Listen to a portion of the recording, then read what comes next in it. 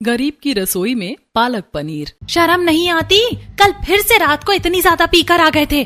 देखो, तुम्हें मुझसे ज्यादा बकवास करने की जरूरत नहीं है। अगर महीने 2 महीने में एक बार पी भी लेता हूँ तो क्या हो गया? तुम्हारी वजह से मेरी आधी जिंदगी खराब हो गई।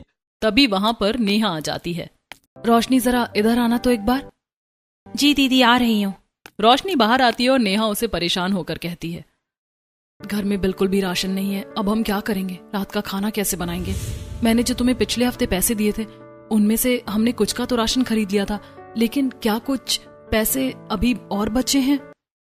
नहीं दीदी, उसमें हमने पापा जी के लिए जो दवाई लानी थी वो ले आए थे। अब तो घर में 1 रुपए नहीं बचा है। समझ नहीं आ रहा है कैसे क्या करेंगे। इनसे भी पैसे नहीं मांग सकती, उन्हें भी वहां पर अपना किराया और बाकी खर्च निकालने हैं। इस तरह उनसे पैसे मांगना भी अच्छा नहीं लगता, क्योंकि वो महीने खर्च के लिए हमें पैसे देते हैं और उसमें भी हमारा खर्च नहीं निकलता। तभी निधि खुश होते हुए वहां पर आती है और शादी का कार्ड उन्हें दिखाते हुए कहती है, देखो भाभी, आज हमारे पड़ोस में शादी है। मैं तो इस बारे में भूल ही गई थी। जब मैं अपनी बुक्स निकाल रही थी तो मुझे कार्ड मिला जो कुछ दिन पहले आया था। आज हमें शादी में जाना है, मजा आएगा। हम वहाँ पर बढ़िया पालक पनीर खाएंगे और आइसक्रीम खाएंगे। चलो, ये तो अच्छी बात है।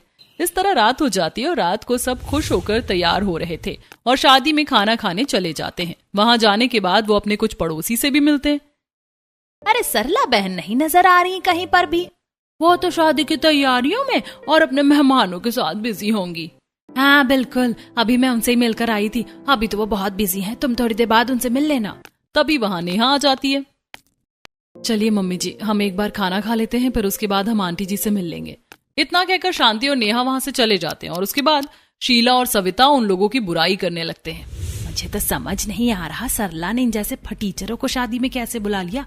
पूरा परिवार उठकर आ गया खाना खाने के लिए। अरे पड़ोस में रहते हैं और गरीब हैं, इसलिए तरस खाकर काट दे दिया होगा। अब देखो कैसे भुक्कड़ों की तरह सारा खाना खा जाएंगे। वहीं दूसरी तरफ पूरा परिवार खाना खा रहा था और आज खाने में पालक पनीर भी था, जिसे देखकर सबसे ज्यादा खुशी तो निधि को ही हो रही थी। मुझे सच में बहुत खुशी हो रही है, क्योंकि पालक पनीर मुझे बहुत ज्यादा पसंद है और ये मेरी सबसे पसंदीदा डिश है और इसे खाए हुए काफी समय हो गया है। हाँ, पूरे 2 साल पहले बनी थी, वो भी पता नहीं कैसे मुश्किलों से बन पाई थी। सच में हमारे हालात हमेशा से ऐसे ही रहे हैं भाभी। मैं भी चाहती हूँ कि काश इस तरह का अच्छा खाना हर रोज हमारी घर पर बने। ऐसे अच्छे दिन पता नहीं कब आएंगे जब हमारी रसोई में भी पालक पनीर आएगा। अरे अरे, कोई बात नहीं, आप सब इतना सेंटी मत होइए। अभी तो हम अच्छा खाना खा सकते हैं ना, तो आप सब आराम से खाना खाइए। बेटा, जरा मेरे लिए बूंदी का रायता भी ला दो। पालक पनीर की सब्जी के साथ बूंदी का रायता भी अच्छा लगेगा। आरव रमेश के लिए बूंदी का रायता लेकर आता है और उसके बाद सब आज पेट भरकर खाना खाते हैं, क्योंकि आज उनकी पसंदीदा सब्जी जो थी। मेरा तो पेट भर गया। चलो खाना खाने के बाद कुछ मीठा हो जाए, कुछ गुलाब जामुन और आइसक्रीम खाते हैं। उसके बाद सब गुलाब जामुन और आइसक्रीम खाते हैं और वहां से जाते हुए वो सरला से मिलते हैं और उसे बहुत बधाई देते हैं। अरे सरला बहन, बधाई हो तुम्हें बहुत बहुत। आखिर अब तुम्हारे बेटे की शादी हो गई।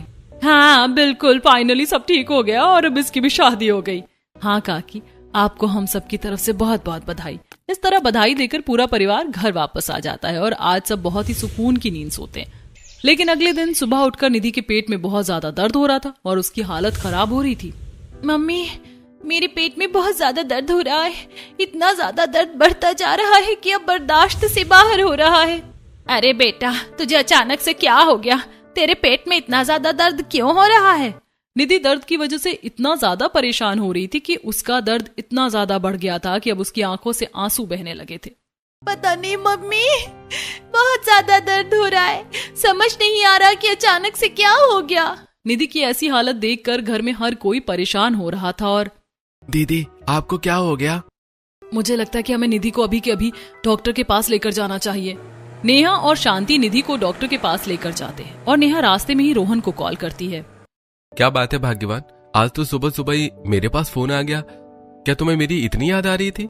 नहीं रोहन जी, दरअसल बात ऐसी है कि निधि के पेट में बहुत ज्यादा दर्द हो रहा है और उसका दर्द बिल्कुल बर्दाश्त से बाहर हो रहा है, इसीलिए हम उसे डॉक्टर के पास लेकर जा रहे हैं और हमारे पास बिल्कुल भी पैसे नहीं है। तो क्या आप हमें डॉक्टर की फीस के लिए थोड़े बहुत पैसे भेज सकते हैं?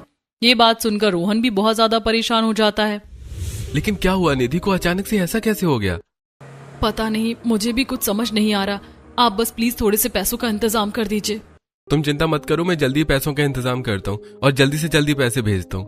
रिक्शा में नेहा और शांति निधि को लेकर जा रहे थे और थोड़ी देर बाद में अस्पताल पहुंच जाते और डॉक्टर को दिखाते हैं। वहां जाने के बाद निधि को बहुत ज्यादा उल्टी भी होती है।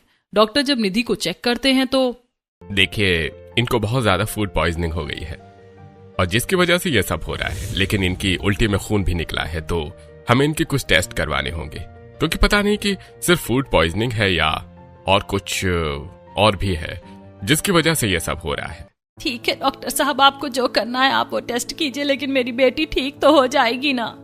देखिए, फिलहाल नॉर्मल सी फूड पॉइजनिंग तो ठीक हो जाएगी दवाई से, लेकिन टेस्ट करवाने होंगे और उसके बाद जो भी होगा उसके हिसाब से ही मैं बता पाऊंगा कि कैसे क्या होगा। लेकिन आप बता सकते हैं कि कल इन्होंने क्या खाया था? दरअसल कल डॉक्टर इन्होंने पालक पनीर और तली हुई चीजें खाई थी। तो उनमें से ही किसी चीज से इनको ये फूड पॉइजनिंग ट्रिगर हुई है, इसलिए अगले कुछ दिनों तक इन्हें वही चीज नहीं खानी है जो इन्होंने कल खाई थी, बल्कि आप उन्हें हल्का खाना दीजिए। वहीं दूसरी तरफ रोहन परेशान होकर अपने सेठ के पास जाता है। सेठ जी, मैं सच कह रहा था कि जो मैंने एक्स्ट्रा ओवर टाइम किया था, तो क्या उसके आप पैसे मुझे अभी दे सकते हैं? मुझे बहुत ज्यादा जरूरत है। अरे यार रोहन, तू भी हमेशा पैसे मांगने आ जाता है। अरे तू तो मेरे साथ ऐसा सलूक करता है जैसे तो मैं तेरे पैसे लेकर कहीं भाग रहा हूँ। अरे मैं तेरे पैसे तुझे दे दूंगा। सेठ जी, मुझे कोई शक नहीं है और ना ही मैं इसलिए ऐसा करता हूँ। दरअसल मेरी बहन की तबीयत बहुत ज्यादा खराब हो गई है, जिसकी वजह से मुझे अभी ही अर्जेंट पैसों की जरूरत है, वरना मैं कुछ दिन इंतजार कर लेता। लेकिन प्लीज प्लीज मेरी मदद कीजिए।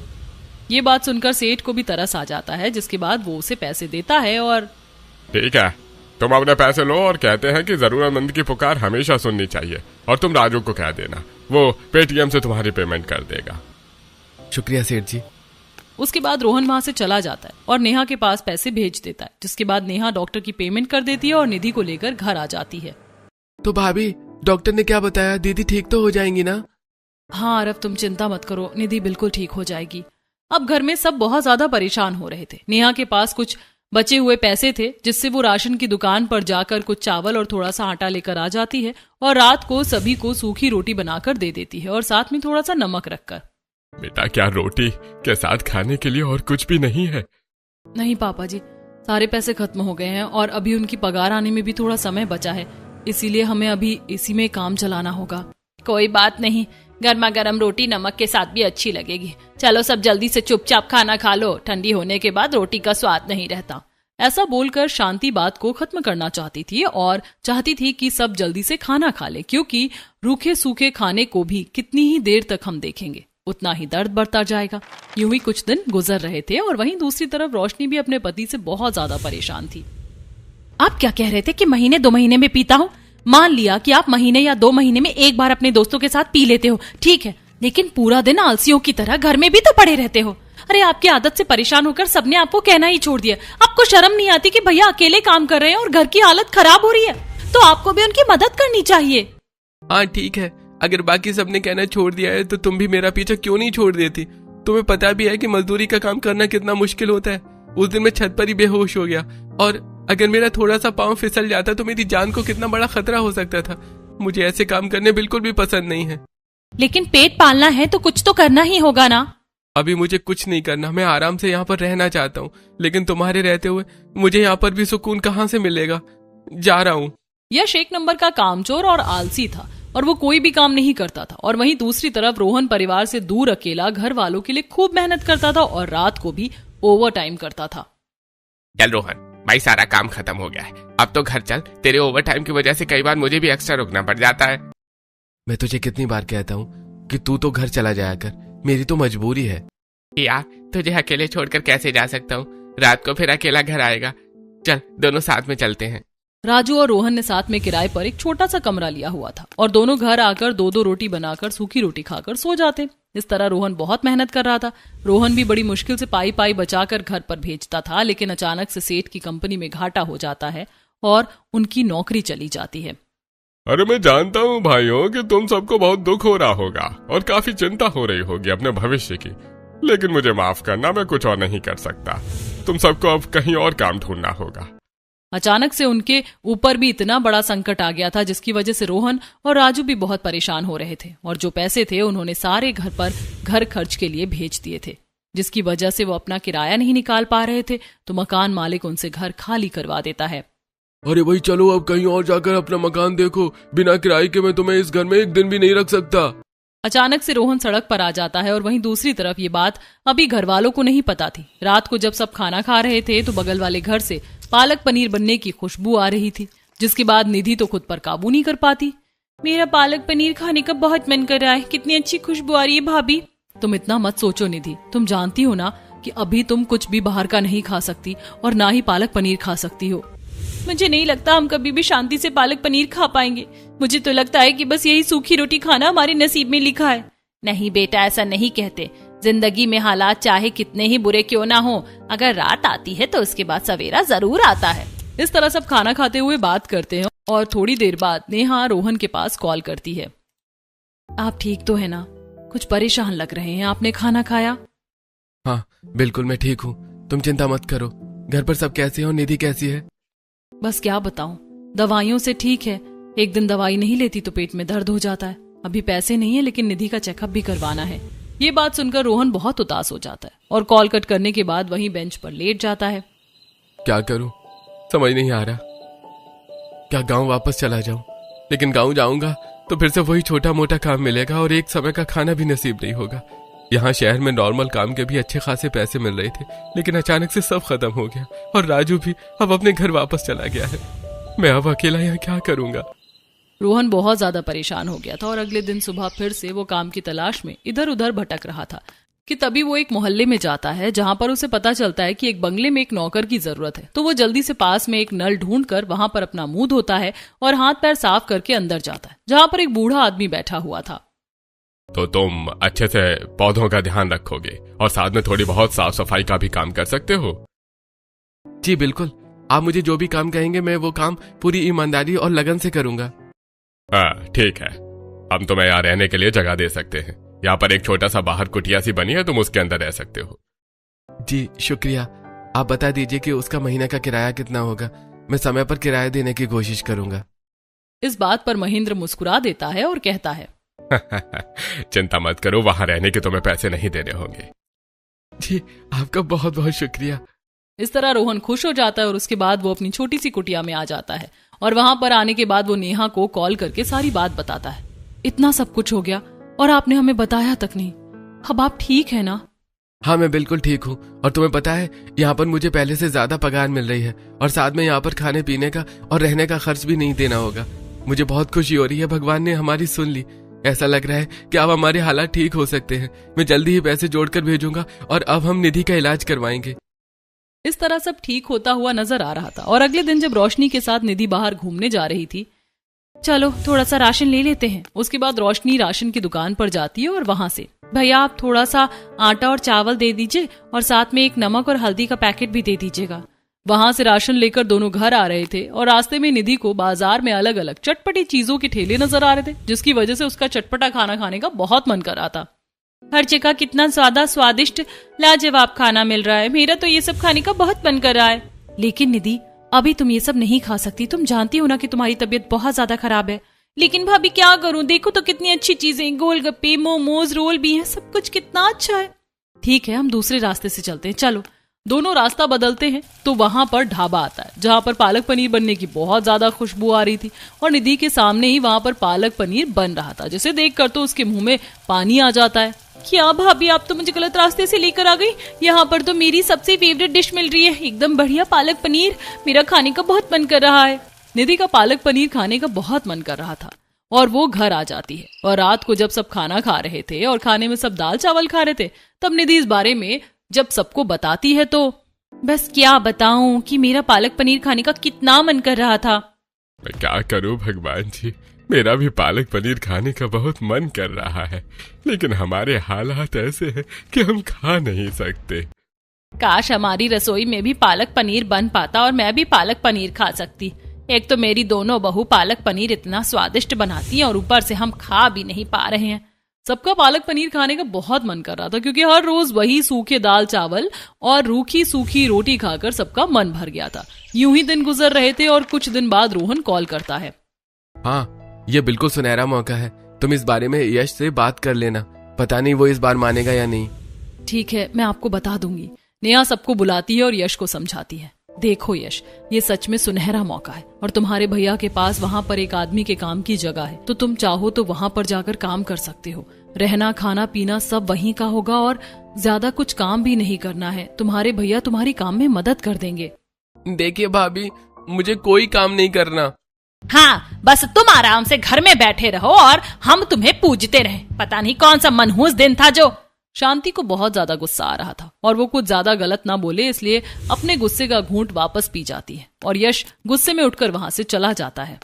सच में बड़े बेटे को देखो कितनी मेहनत कर रहा है पूरे परिवार के लिए, और छोटा बेटा सच में कपूत बनता जा रहा है। समझ नहीं आ रहा क्या होगा। अगर ये भी काम कर लेता तो निधि का जल्दी इलाज हो जाता। अगर ऐसा ही है तो मैं उनके पास जाकर काम करूंगी और मैं मेहनत करूंगी। नहीं बेटा, हम तुझे परेशान नहीं करना चाहते और तुझे परेशान होने की जरूरत नहीं है। जिसे काम करना चाहिए वो तो काम करने का नाम नहीं ले रहा। कोई बात नहीं मम्मी जी, यहाँ पर घर का ध्यान रखने के लिए आप सब हैं और वहाँ जाकर मैं मदद करूंगी, क्योंकि यहाँ के घर का किराया भी देना है और बहुत कुछ करना है। तो इतनी महंगाई में एक की कमाई से कुछ नहीं होता। इस तरह नेहा ने मन बना लिया और वो भी अब अगले दिन ट्रेन में बैठकर अपने पति रोहन के पास शहर में पहुंच जाती है और वो उसे रेलवे स्टेशन से लेकर घर आ जाता है। अब बंगले में कुछ दिन रहने के बाद नेहा को सब कुछ समझ आ रहा था, जैसे वो जब उस बूढ़े आदमी के कमरे में खाना देने जा रही थी। ए बुड्ढे, लगता है तेरी अकल ऐसे ठिकाने नहीं आएगी। या तो सारी प्रॉपर्टी मेरे नाम कर, वरना तुझे अपनी जान से हाथ गंवाना पड़ेगा। अरे चाहे कुछ भी हो जाए, लेकिन मैं तुम्हें अपनी प्रॉपर्टी बिल्कुल नहीं देने वाला। मैं बीमार हूं लेकिन लाचार नहीं। ठीक है, तो तू ऐसे नहीं मानेगा। अब मुझे ही कुछ करना होगा। बाहर खड़ी नेहा ये सब सुन रही थी और डर जाती है, और जब उसे बहुत तेज कुछ आवाज आती है तो वो जल्दी से तुरंत कमरे के अंदर जाती है तो देखती है कि मोहन ने नीचे जमीन पर ही वास तोड़ा है। मैं बाद में जरूर आऊंगा। इतना कहकर मोहन गुस्से में वहां से चला जाता है और नेहा परेशान होकर महेंद्र से पूछती है, क्या आप ठीक हैं? हाँ, मैं बिल्कुल ठीक हूँ बेटा, तुम चिंता मत करो। अच्छा बताओ, आज खाने में क्या बना है? आपकी पसंदीदा घिया कोफ्ते की सब्जी बनाई है, लेकिन आपको इस बारे में पुलिस को कंप्लेंट करनी चाहिए।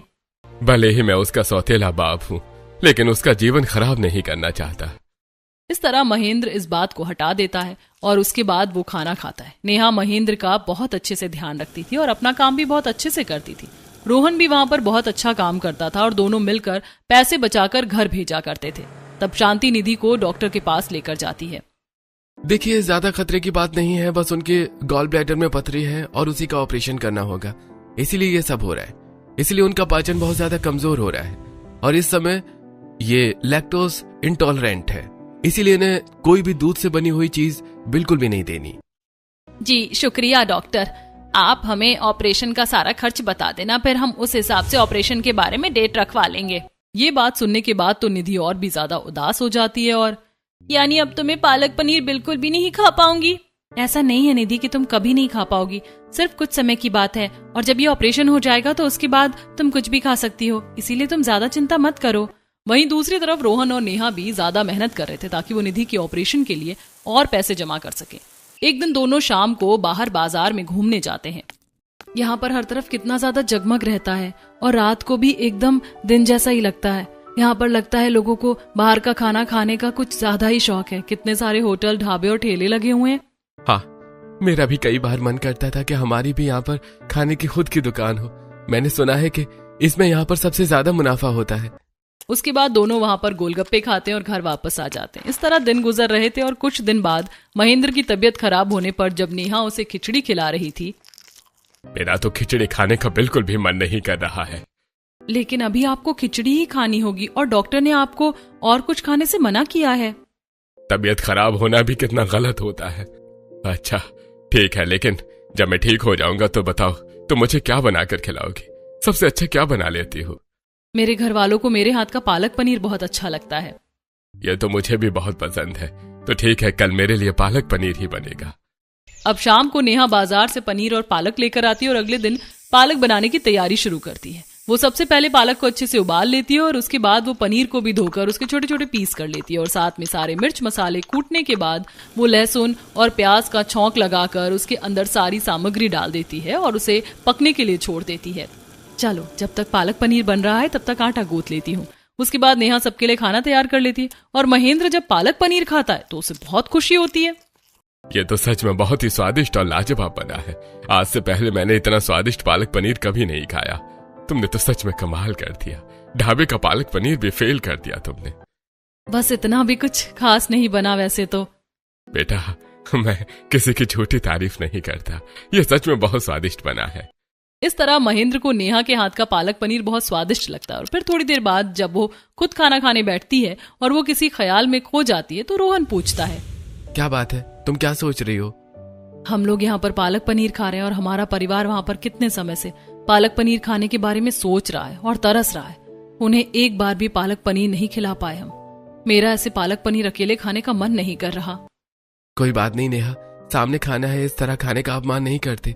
हम बहुत मेहनत करेंगे और पैसे जोड़कर वहाँ भेजेंगे ताकि वो सभी अपनी पसंद का खाना खा सके, और खासकर पालक पनीर।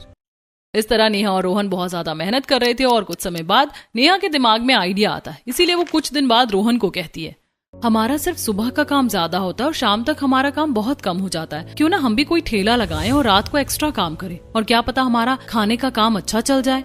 लेकिन तुम तो जानती हो कि कोई भी काम शुरू करने के लिए हमें पैसों की जरूरत होगी, और अभी हमें निधि के ऑपरेशन के लिए पैसे जमा करने हैं। ये बात सुनकर नेहा उदास हो जाती है और उनका अभी ये प्लान रुक जाता है। दिन गुजर रहे थे और एक दिन जब नेहा महेंद्र के कमरे में उसे खाना देने जाती है तो देखती है कि महेंद्र बेहोश पड़ा है और उसके मुंह से झाग निकल रहा था। वो बहुत ज्यादा डर जाती है और जल्दी से महेंद्र को रोहन की मदद से हॉस्पिटल लेकर जाती है। वहीं पर पुलिस वाले रोहन को गिरफ्तार करने आ जाते हैं। अपने ही मालिक को जहर देकर मारने की कोशिश करने के जुर्म में तुम्हें गिरफ्तार किया जाता है।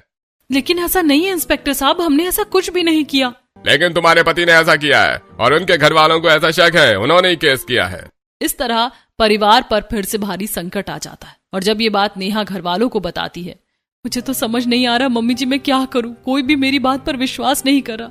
मैं जानती हूँ कि उन्होंने ऐसा नहीं किया। कोई बात नहीं बेटा, हिम्मत से काम ले, सब ठीक हो जाएगा, हम भी पूरी कोशिश करेंगे।